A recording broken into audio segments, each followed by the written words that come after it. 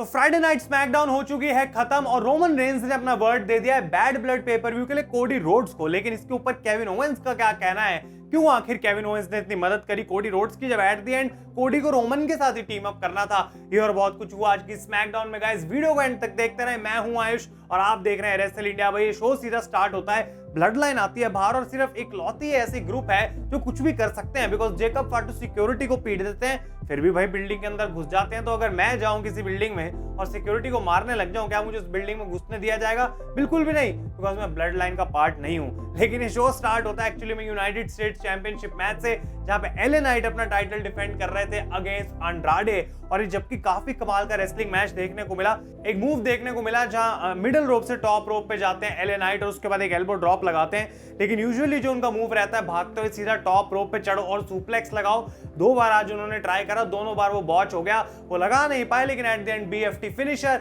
और अंड्राडे को हरा के अपना टाइटल उन्होंने रिटेन भी कर लिया। बैक स्टेज देखने को मिलता है कैसे अंड्राडे का मजाक उड़ा रहे थे कार्मेलो हेज, और वहां पे अब इनकी ब्रॉल भी स्टार्ट हो जाती है और वो लीड करेगी नेक्स्ट वीक इनके 6th मैच में, जो कि इस सीरीज में होने वाला है। आई थिंक टोटल 7 या 11 मैच रहेंगे और जब तक वो कंप्लीट नहीं हो जाते अंड्राडे और कार्मेलो को कोई अलग नहीं कर सकता। इसके बाद बात कर लेते हैं सिनेमैटिक सेगमेंट की। और पहली बार रेसलमेनिया 40 के बाद ऐसा लगा कि भाई WWE हमें उस सिनेमैटिक यूनिवर्स में वापस लेके जा रही है, बिकॉज रोमन रेंस और कोडी रोड्स एक दूसरे को कन्फ्रंट कर रहे थे जॉर्जिया टेक स्टेडियम एटलांटा में, और ये प्री टेप सिनेमैटिक सेगमेंट हमें देखने को मिली। अब जॉर्जिया टेक जो है एक स्टेडियम है जहां रोमन रेंस अपना फुटबॉल खेला करते थे येलो जैकेट्स टीम के लिए, और ऑब्वियसली कोडी रोड्स का तो होम टाउन ही एटलांटा जॉर्जिया है। तो यहां पे बेसिकली इनकी कन्फ्रंटेशन काफी सिग्निफिकेंट थी इस लोकेशन पे। रोमन रेंस अराइव होते हैं, 7 एसयूवी आती हैं, बीच वाली रोमन रेंस की होती है, वहां से वो निकल के आके बीच में फील्ड के खड़े हो जाते हैं, और फिर कोडी रोड्स अपनी इस व्हाइट स्पोर्ट्स कार के अंदर आते हैं और वो भी वहां पे फेस टू फेस आके खड़े हो जाते हैं रोमन रेंस के साथ। रोमन इस कॉन्वर्सेशन को स्टार्ट करते हैं और वो बोलते हैं कोडी देख भाई, ये तेरे को पता है कितना सिग्निफिकेंट अरीना है, जगह है मेरे लिए, और डेफिनेटली यानी कि ये मेरी फील्ड है, और अगर ये मेरी फील्ड है तो ये मेरा स्टेडियम है, और अगर ये मेरा स्टेडियम है तो ये मेरी सिटी है। अब तू बता कि तूने इस सिटी के लिए क्या करा है। कोडी रोड्स हंसना स्टार्ट कर देते हैं थोड़ा थोड़ा और कहते हैं भाई देख, तेरे को शायद रोमन पता नहीं है बात, लेकिन जितने टाइम से स्टेट फार्म अरीना यहाँ पे है तब से मेरी फैमिली, तब उसका नाम भी वो नहीं था, इस सिटी के लिए अपना खून बहा रहे हैं, और भले ही तू जो मर्जी बोल ले, this is my home. Roman इस बात से एग्री भी कर लेते हैं, लेकिन वो कहते हैं कोडी तूने बैड ब्लड के लिए कॉन्ट्रैक्ट साइन करके अपने आप को एक लूज लूज सिचुएशन में डाल दिया है, बिकॉज सिर्फ तू ही ऐसा बंदा है पूरे मैच में जो कुछ हार सकता है, बाकी सब लोगों के लिए कुछ हारने को है नहीं। रोमन रेंस बात करते हैं किस तरीके से उनसे जिमी ऊसो को छीन लिया गया, उनसे उनके वाइजमैन पॉल हेमन को छीन लिया गया, उनकी उला फाला भी छीन ली गई। तो रोमन रेंस पहली बार काफी लंबे टाइम बाद ऐसा है कि कोई बर्डन उनके शोल्डर्स पे नहीं है, उनकी नेक पे कोई वेट नहीं है जो उन्हें डिफेंड करना हो इस मैच के अंदर जाते हुए। लेकिन कोडी रोड्स बात करते हैं किस तरीके से रेसलमेनिया 40 से पहले उन्होंने इस चीज को कॉल किया था, उन्होंने बोली थी ये बात कि रेसलमेनिया 40 के बाद Roman Reigns will be a tribal chief without a tribe. लेकिन वो कहते हैं कि मैं चाहता हूं रोमन कि अभी तू एक हार्ड लुक दे इस पूरी WWE में अभी क्या चल रहा है, और बिल्कुल ध्यान से देख, अब तू ट्राइबल चीफ नहीं है, वो क्राउन तेरा नहीं रहा, और ये WWE अनडिस्प्यूटेड चैंपियन जो तेरी थी अब वो भी तेरी नहीं रही। तो जैसे ही कोडी रोड्स ये बोलते हैं, रोमन रेंस के एक्सप्रेशंस ऑब्वियसली बता रहे थे उनको ये बातें अच्छी नहीं लग रही हैं, तो बिल्कुल एकदम से वो बोलते हैं कोडी आखिर तेरे को चाहिए क्या मुझसे, और कोडी रोड्स बोलते हैं आई नीड योर वर्ड, और रोमन रेंस उनको अपना वर्ड देते हैं कि बैड ब्लड पेपर व्यू में मैं तेरे अगेंस्ट कुछ नहीं करूंगा, मैं हम साथ में एज अ टीम लड़ने वाले और साथ में ही परफॉर्म करेंगे, बिकॉज अभी हमारा कॉमन गोल जो है वो ब्लड लाइन को हराना है। तो ये कॉन्वर्सेशन इनके बीच में खत्म होती है और उसके बाद रोमन रेंस कोडी को क्लियर कर देते हैं कि जैसे ही ये चीज मैं सॉल्व करूंगा मैं वापस आ रहा हूं और अपने टाइटल को तेरे से भी छीन के रहूंगा। लेकिन कोडी रोड्स रोमन रेंस को कहते हैं अब ये तेरा टाइटल नहीं है जो तू ये लेने आ रहा है। तो भाई कोडी भी यहाँ पे काफी कमाल लग रहे थे इस सेगमेंट में, जिस तरीके से प्रोमो देखने को मिला, और वो रोमन रेंस को क्रॉस करके खड़े हुए थे। तो रोमन कहते हैं you are in my way, Cody Rhodes पीछे हो जाते हैं और रोमन रेंस कहते हैं you are in my way in life, यानी कि तू मेरी जिंदगी की वो जड़ बन चुका है जो बीच में आके खड़ी हो गई है, गड़ गई है, उसको उखाड़ना पड़ेगा मुझे, बिकॉज हर रास्ता जिस पे मैं चलने लगता हूं उसमें मुझे कोडी रोड्स मिल जाता है। तो करंटली तो इन दोनों के बीच में एकदम अग्रीमेंट हो गई है बैड ब्लड पेपर व्यू के लिए, लेकिन भाई वो कोई लॉन्ग टर्म अग्रीमेंट नहीं है। डेफिनेटली इन दोनों का मैच होगा, वो काफी बार ऑलरेडी टीज कर दिया गया है, लेकिन वो सिचुएशन ही अभी ऐसी नहीं बनेगी कि ये एक दूसरे के सामने जा सके फॉर द अनडिस्प्यूटेड चैंपियनशिप। कमाल की सेगमेंट, कमाल का एक पॉइंट पॉइंट देखने को मिला कोडी रोड्स की तरफ से कि वो अपना ग्राउंड स्टैंड कर रहे हैं रोमन रेंस के अगेंस्ट और उनको दिखा रहे हैं कि रियलिटी क्या है WWE की। बहुत सही है, मुझे सेगमेंट लगी। इसके बाद बात करते हैं तो जियोवानी विंची भाई ट्रॉल होने दोबारा आया स्मैकडाउन पे, बिकॉज अपोलो क्रूज ने एक बार फिर से उनको रोल अप करके हरा दिया। पहली बार हंसी आई थी, पहली बार मजाक उड़ाया था, अब ज्यादा बार होगा तो भाई लोग इसको केयर भी नहीं करेंगे। मे बी होपफुली इस पूरी चीज के पीछे कोई स्टोरी जरूर होगी, लेकिन अभी तक ऐसा दिख नहीं रहा।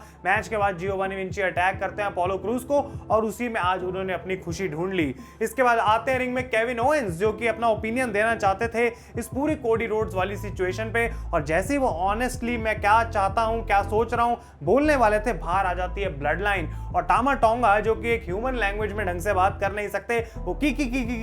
करते करते आते हैं बाहर और उसके बाद वो बोलते हैं कि किस तरीके से रोमन रेंस और कोडी रोड्स को तो उनकी फेट मिलेगी, लेकिन आज केविन ओवेंस को उसकी फेट मिलेगी by the orders of the tribal chief Solo Sikoa. तो same orders of the tribal chief वाली लाइन जो पॉल हेमन भी बोला करते थे। ये घेर के स्टार्ट कर देते हैं अटैक करना केविन ओवेंस को, लेकिन DIY आती है वहां पे सेव करने के लिए और ये पूरी सिक्योरिटी से रिंग भर जाती है, इनको सेपरेट करा जाता है। निक ऑल्डिस आते हैं रिंग में और वो एक मैच बनाते हैं फॉर द मेन इवेंट, एक 6 मैन टैग टीम मैच जहां पे ब्लड लाइन लड़ेगी against Kevin Owens and DIY। ये यहां पे सेगमेंट देखने को मिली। इसके बाद बेली और नाओमी का मैच हो रहा था against Tiffany and Nia Jax और यहां पे स्टिपुलेशन ये थी कि भाई जो पिन करेगा उसको मौका मिलेगा फॉर द विमेंस चैंपियनशिप बेली और नाओमी में से, और अगर वो हार गए तो जो पिन होगा वो स्मैकडाउन छोड़ के चला जाएगा। और इसको एक टॉर्नेडो मैच भी बना दिया गया था, यानी कि यहाँ पे कोई टैग देने की जरूरत नहीं थी। काफी डिसेंट मैच था ये ओवरऑल, जहां पे एक ब्रॉल ऑलमोस्ट देखने को मिली और टिफनी गलती से अपना स्वॉनटॉन बॉम्ब नाया जैक्स के ऊपर भी लगा देती हैं, लेकिन इसकी एंडिंग का सीक्वेंस काफी वियर्ड था, बिकॉज